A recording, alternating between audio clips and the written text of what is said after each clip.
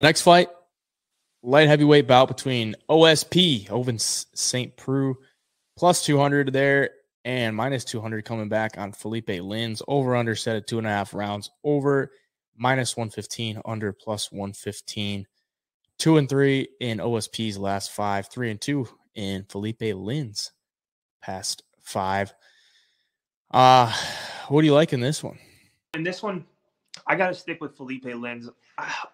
Something about taking these older guys, hasn't panned out lately. You got Shogun Rua, who just lost. I just don't – guys that are on their way out of the UFC, I'm not saying Ovince Saint Preux doesn't have anything left in the tank, but he's not the same OSP that we saw 10 years ago by any means. And Philipe Lins he's a strong guy. He's got wins on his record. I'm trying to compare him.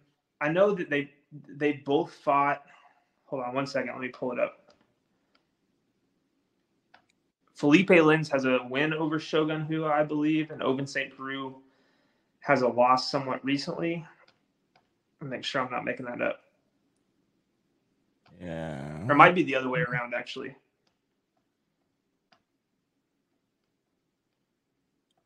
Is it Prachnio? Could be Prachnio. I think I'm thinking of Prachnio, yeah. It was just OSP over Shogun Rua. But bottom line, I never can get around to backing these guys that are 39, 40 years old, have records with a ton of fights on them, who have a ton of damage taken, kind of like OSP. Philipe Lins, I think, strong enough to keep this thing on the feet. Ovince Saint Preux does have a good submission game. But at the end of the day, I just can't get behind the older guys that are kind of 1 foot in, 1 foot out. Any fight that they lose in the next coming fight could be their retirement fight.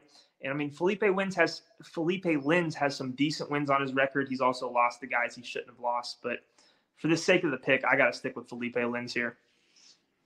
Yeah, I can't argue with that. Look at Philipe Lins.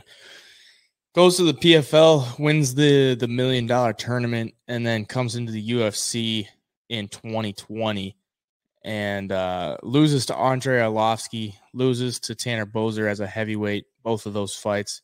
Then has 6 canceled bouts between 2020 and 2021.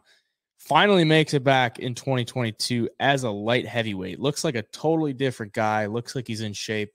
Looks like he probably ran out of money, and he's like, all right, I need to get in shape and win some more fights here. Comes up as a win against Marcin Prachnio, unanimous decision win. Looked pretty good in that fight, I will say that. Has another canceled bout against Grisham and OSP, and then ultimately gets another shot at OSP here. So it looks like they want this matchup for some reason. He mixes it up on the feet. He has pretty good power. Coming down from heavyweight, and then he'll mix it up, go for some takedowns. He's going to need good pressure in this fight, though. We all know OSP is going to stand at range. Loves those teep kicks. That fight with Shogun Rua in his last one, he put his foot in Shogun Rua's belly like time after time after time. And, he got a split decision win against Shogun Rua. So, if you look at Shogun's last fight, that split decision win doesn't age too well. And then 2 losses before that to Tanner Boser and Jamal Hill. So, yeah, I got to go with Philipe Lins as well. But I wouldn't get too invested.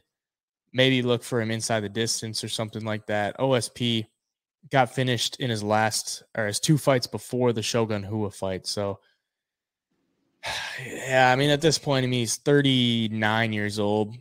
What does he really have to fight for at this point? Philipe Lins, probably a little bit more of a future to him. He's 37, but he's coming to a new weight class, so he might want to make a little bit more of a move there. So I'll take Philipe Lins for the pick. On the money line, though, it's just not great. It's tough to trust a fighter that has been so up and down in his career.